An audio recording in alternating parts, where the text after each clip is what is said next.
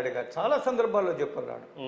వారసత్వ రాజకీయాలకు నేను వ్యతిరేకని, నా కుటుంబ సభ్యుల్ని ఎవరిని కూడా రాజకీయాలకు తీసుకురాను. అంటే ఢిల్లీ నుంచి గల్లీ వరకు ఉండి ఒక దేశ రాష్ట్రపతి అయిన వెంకయ్య నాయుడు ఎందువల్ల వాళ్ళ పిల్లల్ని రాజకీయాల్లో తీసుకున్నాడు? వెంకయ్యనాయుడు గారితో వాళ్ళ కుటుంబం ఏమిటి, ఈయన రాజకీయాల్లో యాక్టివ్గా ఉన్నప్పుడే వాళ్ళ కుమార్తె కానీ వాళ్ళ కుమారుడు కానీ రాజకీయాలు ఇన్వాల్వ్ కాలేదు. వాళ్ళు వ్యాపారాలు, వాళ్ళ పెళ్ళిళ్ళు చాలా పెద్ద కుటుంబాల్లో జరిగాయి. ఆ వ్యాపారాలు చూసుకోవడము, ఆ సమయము, రాజకీయాల్లో ఇంట్రెస్ట్ పెద్దగా ఉందని నేను అనుకోవడం లేదు. ఎందుకంటే రాజకీయాల్లో ఇంట్రెస్ట్ ఉంటే వాళ్ళ తండ్రి గారితో చెప్పుండేవాళ్ళు, నాన్న మేము ఇప్పుడు అవకాశం కదా, ఆయన యాక్టివ్ రాజకీయాల్లో లేడుగా, వాళ్ళైనా రావచ్చుగా. కానీ వాళ్ళకి ఇంట్రెస్ట్ ఉన్నట్టుగా అనిపించలేదు నాకు.